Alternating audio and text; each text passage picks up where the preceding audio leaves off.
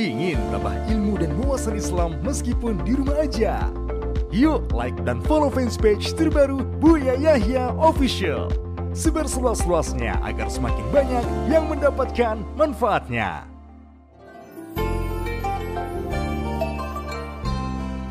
Assalamualaikum. Waalaikumsalam warahmatullahi wabarakatuh. Baik, kita sholawat terlebih dahulu. Allahumma salli ala Sayyidina Muhammad wa ala ali Sayyidina Muhammad. Dari Bapak siapa, dari mana? Saya dengan hamba Allah dari Cianjur. Baik, Bapak bisa bertanya langsung kepada Buya. Assalamualaikum Buya. Izin bertanya. Assalamualaikum warahmatullahi wabarakatuh. Terlebih dahulu alhamdulillah ya, bersyukur bisa terus menyimak kajian-kajian dari Buya. Mudah-mudahan Buya sehat walafiat, panjang umur, keluarga Al-Bahjah semuanya diberikan kesehatan oleh Allah SWT dalam meneruskan perjuangan Rasulullah SAW. Baik Buya, yang kami tanyakan ini yang merebak saat ini mengenai transaksi di jual beli online. Ada satu transaksi namanya pay letter atau transaksi online yang bayarnya ditangguhkan. Gimana? Namun yang apa yang ditangguhkan? Bayarnya ditangguhkan. Ya, kan ada 3 kategori pembayaran. Yang pertama bayar dulu baru dikirim barangnya. Kemudian yang kedua barang tiba baru dibayar. Nah yang ketiga ada pembayaran yang ditangguhkan. Biasanya minimalnya 1 bulan. Namun dalam transaksi yang poin ketiga itu yang ditangguhkan ada beberapa syarat dan ketentuan, diantaranya ditangguhkan pembayarannya namun ada biaya penanganan jika 1 bulan pembayaran penanganannya sekian persen. Kemudian ketika lebih dari 1 bulan ada bunga sekian persen, dan ketika ada keterlambatan pembayaran itu juga ada bunga penambahan dari pembayaran tersebut. Nah pertanyaannya, apakah transaksi tersebut benar atau tidak, karena hal tersebut sudah menyebar di masyarakat saat ini yang banyak menggunakan transaksi online. Baik. Syukran Buya. Assalamualaikum warahmatullahi wabarakatuh. Assalamualaikum warahmatullahi wabarakatuh. Transaksi online, jual beli online itu ditinjau dari fikih pertama ini ada dasarnya dulu. Jual beli online itu sendiri boleh atau tidak ya? Jual beli online, apakah barang datang atau bayar dulu, yang penting jual beli online. Di dalam hal ini ulama berbeda pendapat di dalam masalah untuk dianggap sah dalam transaksi jual beli adalah seorang pembeli harus mengetahui atau melihat barang yang dijual dengan pasti.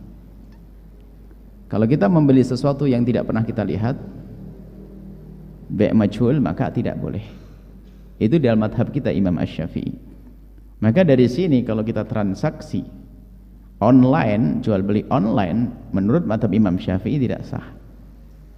Tapi madhab kita kan banyak untuk dalam masalah muamalah khususnya, seperti madhabnya Imam Malik rahimahullahu ta'ala, madhab Imam Abu Hanifah. Jadi seorang pembeli tidak harus tahu barangnya. Kalau madhab Imam Malik, yang penting ada apa namanya, ciri-ciri yang disebutkan, muwasofatnya atau apa ya. Kalau barang komposisinya atau apa. Menurut madhab Malik, asalkan sudah disebutkan tentang ciri-cirinya, lalu dia cocok dengan ciri tersebut, maka dalam madhab Malik sudah dianggap itu tahu barang yang akan dibelinya, sah. Tapi madhab Imam Abu Hanifah nggak pakai itu, sah aja biarpun kita nggak tahu. Cuman semua fuqaha itu pasti ringan di sini akan berat di sisi lain demi keseimbangan, keserasian dan kebaikan.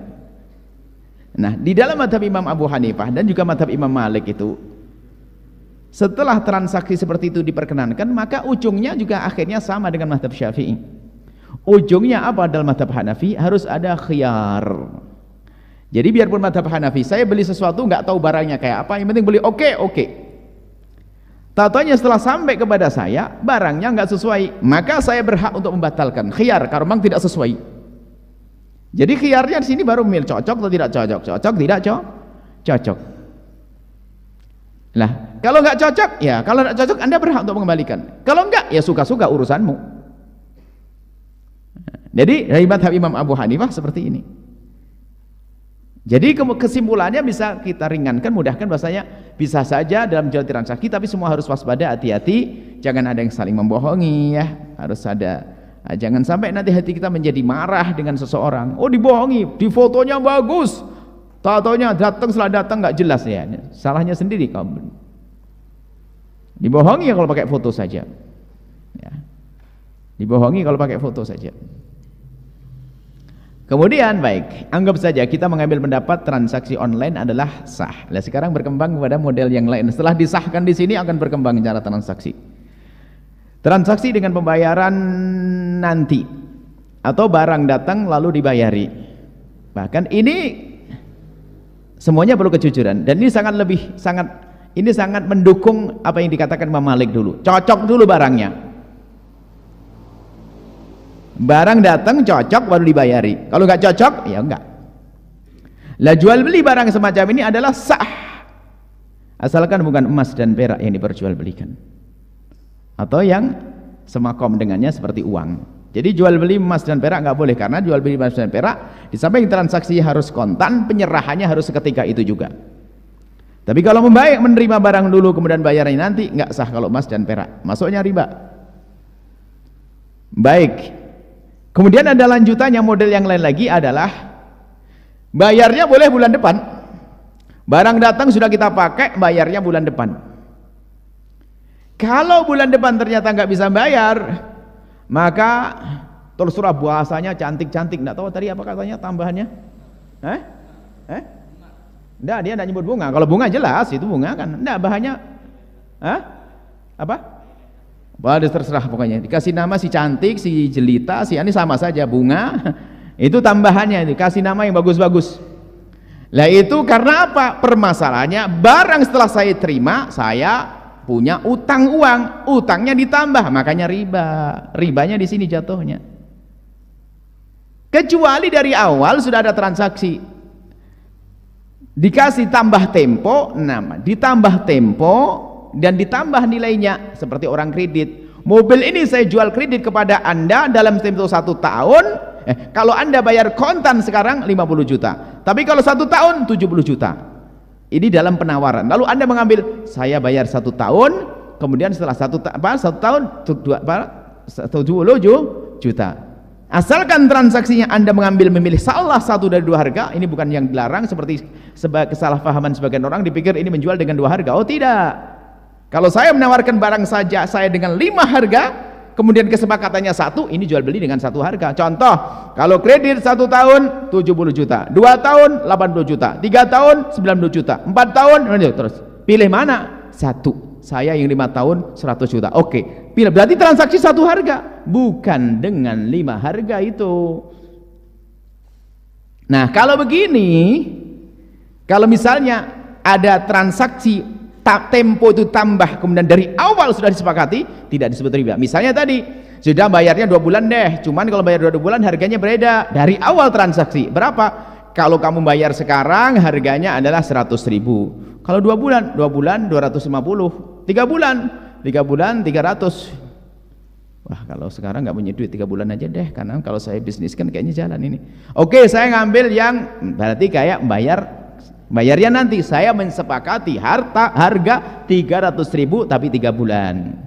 Tapi kalau kesepakatan harganya sudah oke dari awal, bayarnya bulan depan, tak taunya di bulan depan itu kok nggak bisa bayar, tak taunya kemudian kasih tambahan, itu riba. Dari ungkapan pertanyaan terakhir, dan ini adalah bisnis yang sudah banyak tersebar. Jawabannya sederhana, Anda orang beriman bisa memilih cara bisnis yang benar kok. Kenapa harus mengambil yang nggak benar? Kan masih ada cara yang lain. Kecuali Anda dimasuki tamak, hawa nafsu, pengen segera untung dan sebagainya, Anda masuk malah tidak berkah. Selagi tidak boleh, masih ada cara yang lain lagi. Kecuali seluruh dunia nggak mau diketahui jalan cara itu, baru Anda bab darurat itu. Masih banyak cara bisnis yang lain. Jangan memaksakan dengan cara jual beli yang ternyata di dalamnya ada keharaman, apalagi di situ ada riba. Maka hati-hati kalau riba. Ngajak perang dengan Allah, perang kok dengan Allah, hancur orang itu. Seperti itu ya. Semoga Allah memberikan pemahaman kepada kita yang pernah berurusan dengan transaksi semacam itu, segera bisa menarik diri dan tobat, berganti dengan transaksi yang indah.